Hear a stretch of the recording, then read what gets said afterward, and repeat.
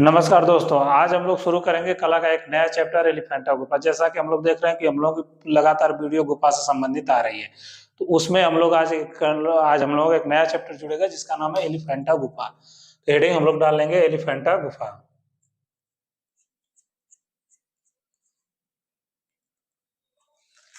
एलिफेंटा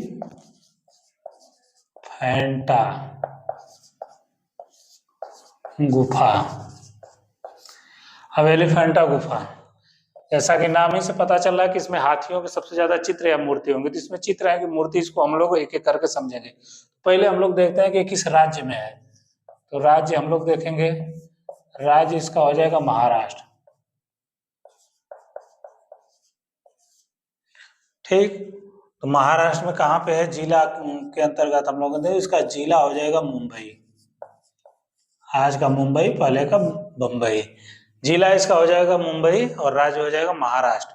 अब ये बंबई में कहाँ पे है, ये बंबई में आप जब इंडिया गेट जो है, गेटवे ऑफ इंडिया जो है, गेटवे ऑफ इंडिया जो है, उससे आप जब कोई भी जहाज पकड़ेंगे छोटी या बड़ी, तो वो आपको लेके जाएगी। ये यानी कि ये समुद्र में कहाँ पे है, ये समुद्र के बीचों बीच है। समुद्र के बीचों बीच है।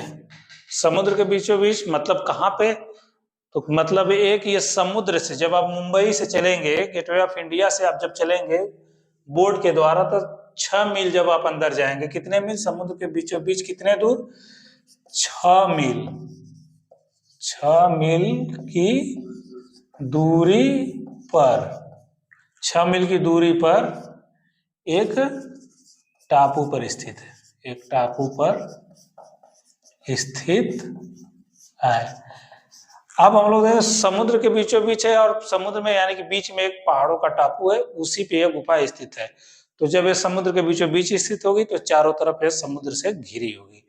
तो समुद्र से चारों तरफ घिरी हुई है, समुद्र के बीचों बीच है, यानी कि चारों ओर समुद्र से घिरी, समुद्र से घिरी घिरी हुई है। क्वेश्चन आएगा, समुद्र से चारों तरफ से घिरी हुई कौन सी गुफा है, तो ये आपकी गुफा है कौन सी, एलिफेंटा।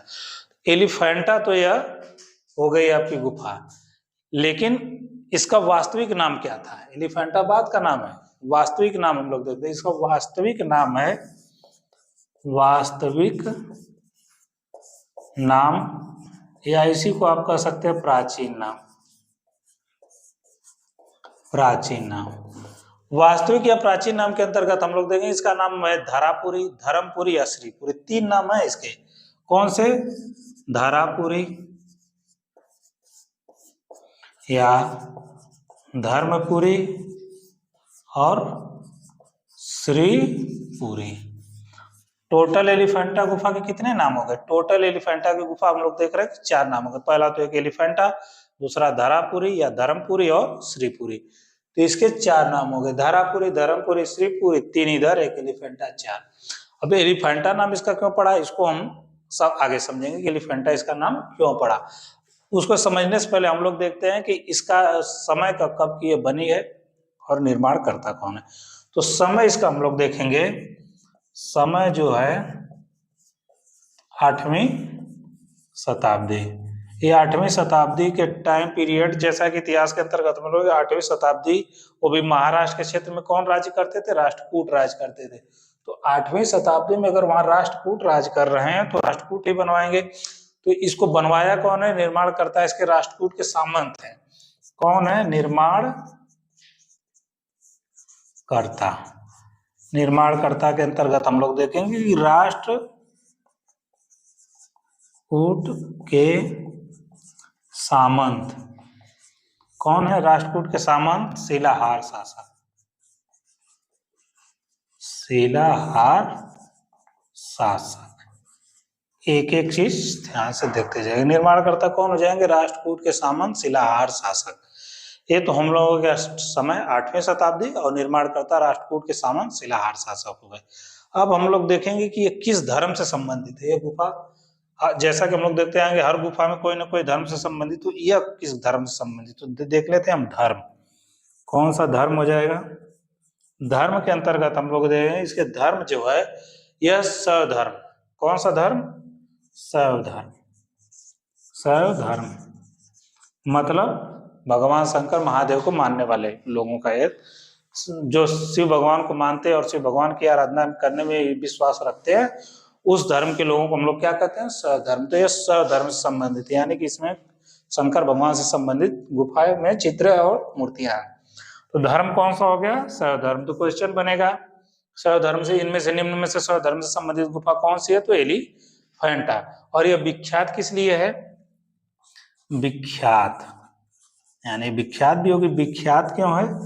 अपने त्रिमूर्ति के लिए, अपने त्रिमूर्ति के लिए।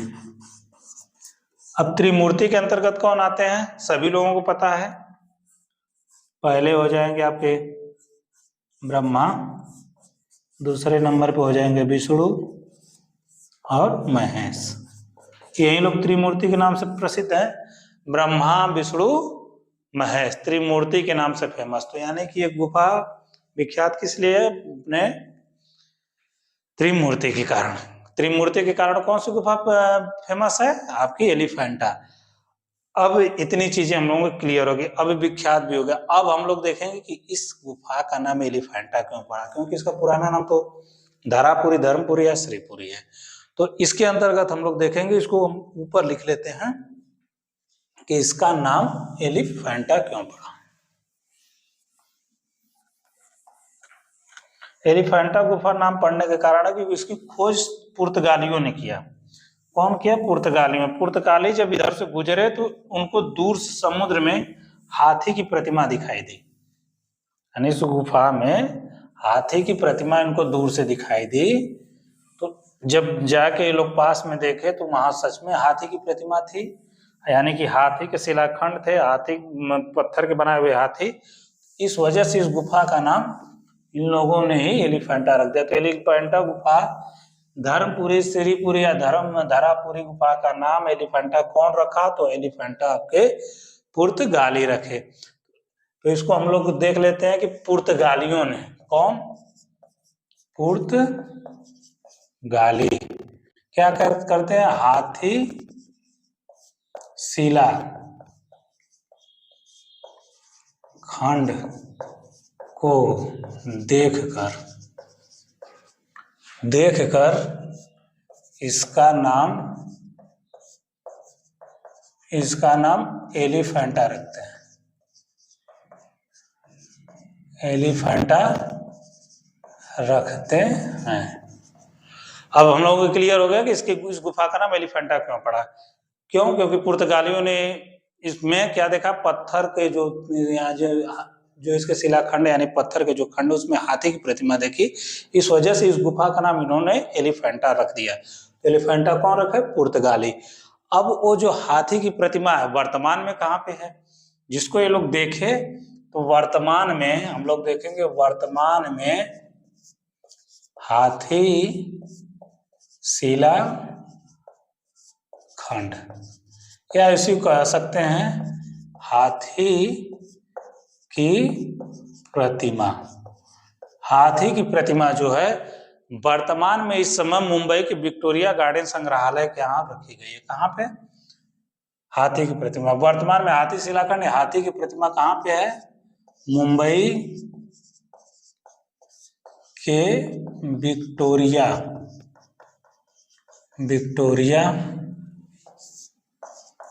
गार्डन संग्रहालय। मुंबई में एक संग्रहालय विक्टोरिया गार्डन संग्रहालय। विक्टोरिया गार्डन संग्रहालय के बाहर रखी गई है। यानी ये जो संग्रहालय विक्टोरिया गार्डन संग्रहालय, इसके बाहर रखी गई है। शिलाखंड कहाँ रखे गए हैं? विक्टोरिया गार्डन जो संग्रहालय उसके बाहर, यानी कि उसके जो नाम है जो गार्डन तो उस संग्रहालय के बाहर जो गार्डन है उसी गार्डन में रखी गई है। कहाँ पे? बाहर रखी हुई है, उस संग्रहालय के बाहर। अब यहाँ पे दो चीजें, एक चीज और आप लोगों को कंफ्यूज कर सकती है, तो इसको नोट में लिखे हम लोग कि विक्टोरिया संग्रहालय कहाँ है। विक्टोरिया संग्रहालय, विक्टोरिया संग्रहालय जो है आपका कलकत्ता में है। ये विक्टोरिया संग्रहालय जो कलकत्ता में है, और ये कौन सा? विक्टोरिया गार्डन संग्रहालय जो मुंबई में है। अगर गार्डन नहीं है तो कलकत्ता, अगर गार्डन बीच में है तो मुंबई। मात्र गार्डन का ही अंतर, विक्टोरिया गार्डन संग्रहालय मुंबई और विक्टोरिया संग्रहालय कलकत्ता। तो इसकी प्रतिमा कहाँ पे रखी गई? हाथी की विक्टोरिया गार्डन संग्रहालय के बाहर रखी गई है। ये चीज हम लोगों को कंफर्म हो गई। अब देखेंगे ये तो मूर्ति होगी। अब एलिफेंटा के चित्र कहाँ है? एलिफेंटा में चित्र भी मिले हैं। एलिफेंटा के चित्र तथा मूर्ति सिर्फ हाथी की प्रतिमा विक्टोरिया गार्डन संग्रहालय में रखी, लेकिन उसके अलावा और चीजें कहाँ रखी हैं? एलिफेंटा के चित्र तथा मूर्ति ये आपके प्रिंस ऑफ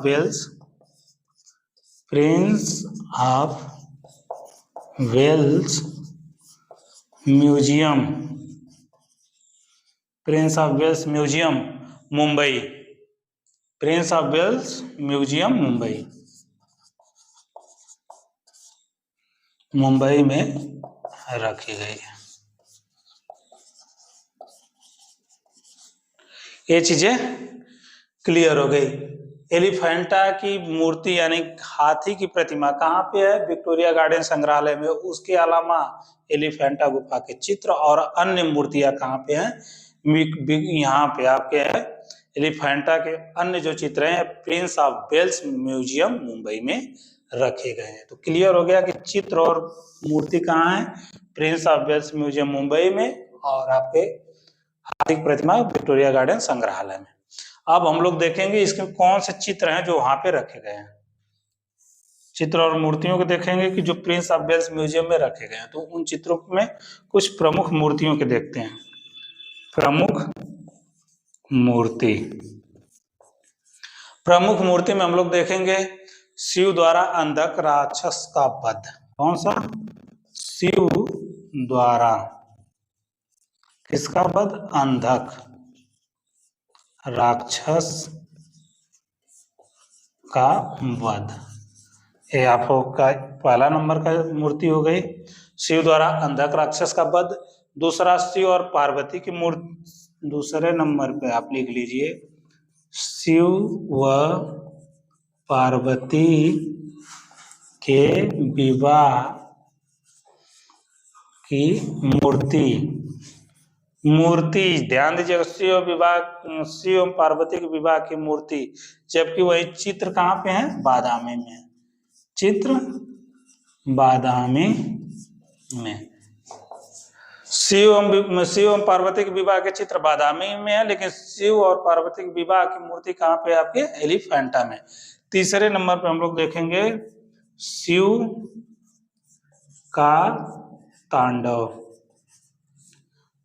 शिव का तांडव, और ये जो शिव का तांडव है इसकी शिव का तांडव जो है इसकी खंडित मूर्ति यानी कि टूट गई है।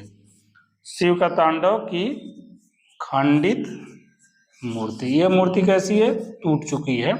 शिव के तांडव की खंडित मूर्ति। चौथे नंबर पे हम लोग देखेंगे शिव जो है गंगाधर के रूप में। शिव गंगाधर के रूप में, यानी शंकर भगवान गंगा को अपने जटा में धारण किए हैं, उसकी मूर्ति है शिव एवं गंगाधर के रूप में। अब एक 5वें नंबर पे है महेश की प्रतिमा। महेश किसका नाम है? उन्हीं का नाम, महेश की प्रतिमा। महेश की प्रतिमा, और इस प्रतिमा की प्रशंसा प्रोफेसर गार्डन ने किया है। प्रशंसा इसकी कौन किया है? यानी बहुत सुंदर मूर्ति है तो प्रशंसा किए हैं प्रोफेसर गार्डन महोदय। प्रोफेसर गार्डन महोदय ने क्या किया? इसकी प्रशंसा की है। 6वें नंबर पे हम तो लोग देखेंगे ब्रह्मा की मूर्ति। ब्रह्मा की मूर्ति। ब्रह्मा की मूर्ति, इस ब्रह्मा की मूर्ति की खोज आनंद कुमार स्वामी ने किया था। उस गुफा में आनंद कुमार स्वामी गए और उन्होंने किस चीज की खोज की? आनंद कुमार स्वामी प्रकाश में लाए, लिख देते हैं, प्रकाश में लाए।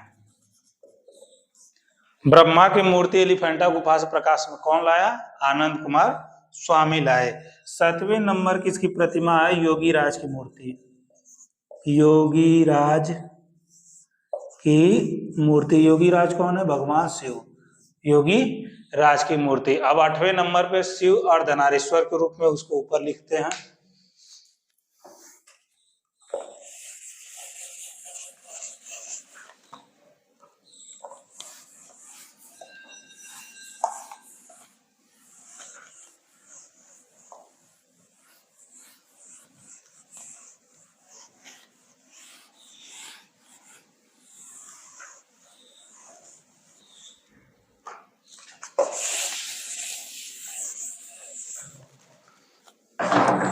सातवां योगी राज की मूर्ति हो गई। अब हम लोग देखेंगे 8वें नंबर पे शिव का अर्धनारीश्वर रूप।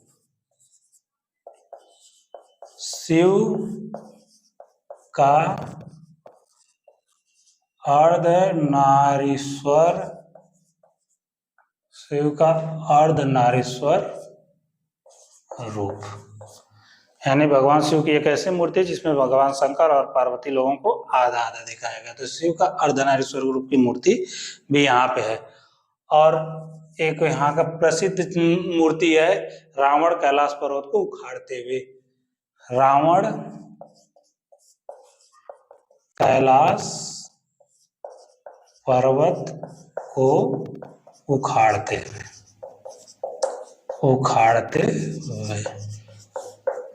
ये यहाँ के कुछ प्रसिद्ध चित्र मूर्तियां हैं। कौन से?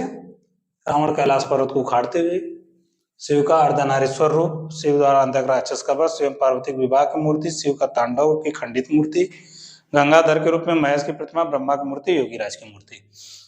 अब इसके बाद हम लोग देखेंगे कि इसकी प्रशंसा कौन किया है। तो एलिफेंटा गुफा की प्रशंसा एलिफेंटा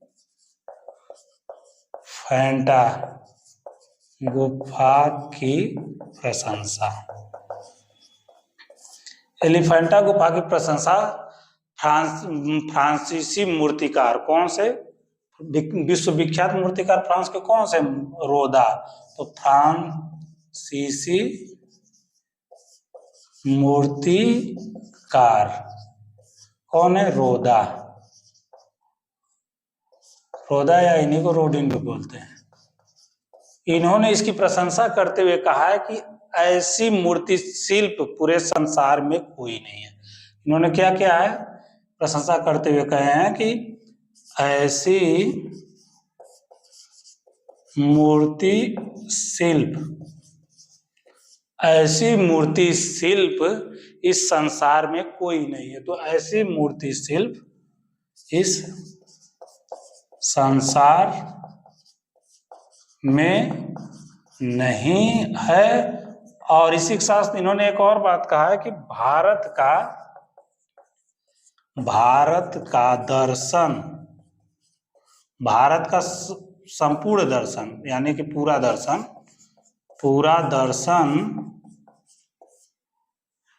इस गुफा की मूर्ति